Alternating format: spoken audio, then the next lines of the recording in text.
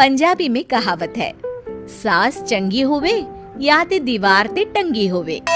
संगीता की शादी भी एक ऐसे ही घर में होती है जहां उसकी सास दीवार पर टंगी होती है।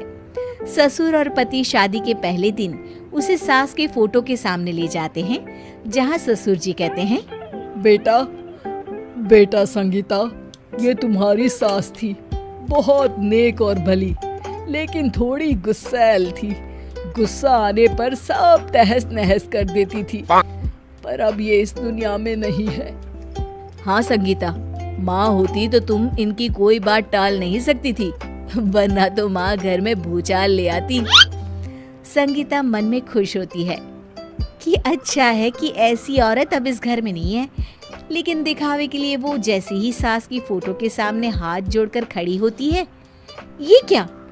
सास उसे देखकर मुस्कुराने लगी।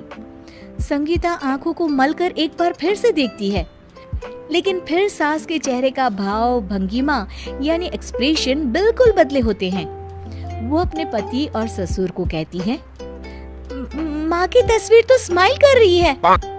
ना बेटी, ये कैसे संभव है? जरूर तुम्हें कोई गलती हुई होगी, ऐसा कैसे हो सकता है? लगता है तुम शादी की सारी फॉर्मेलिटी करते करते थक गई हो, तुम्हें आराम की जरूरत है संगीता।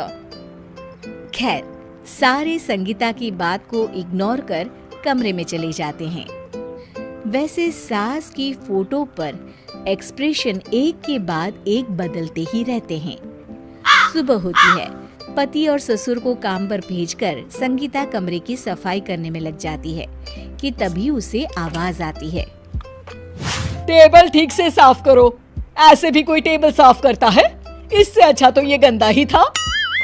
किसी औरत की आवाज सुन संगीता दंग रह जाती है और सोचने लगती है कि आवाज कहाँ से आई। आवाज को नजरअंदाज कर वो फिर से अपना काम करना शुरू करती है, लेकिन इस बार तो आवाज बिल्कुल उसके कान के पास से आती है। मेरा घर है ये, जब तक मैं थी चमका कर रखती थी, हर एक चीज शीशे की तरह थी।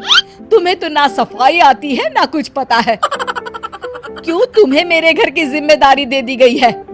पता नहीं तुम में मेरे बेटे को क्या दिखाई दिया।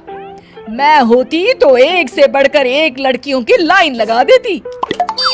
अब संगीता को समझने में देर नहीं लगी कि ये आवाज किसी और की नहीं बल्कि उसकी सास की है, जो दीवार पर टंगी है।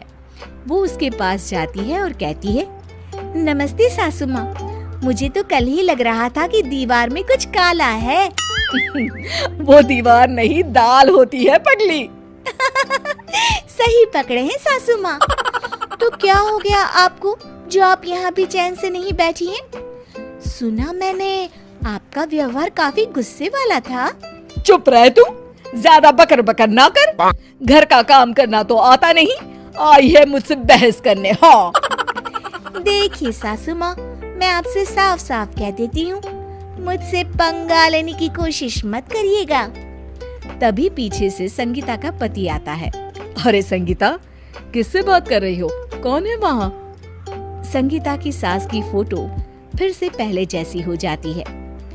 आपकी माँ से कह रही थी कि मुझे काम करना आता। अरे संगीता, माना सास के ताने हर बहू को अच्छे लगते हैं, लेकिन यहाँ तो माँ है ही नहीं, तुम तो फोटो से ही। तुम भी लाजवाब हो संगीता।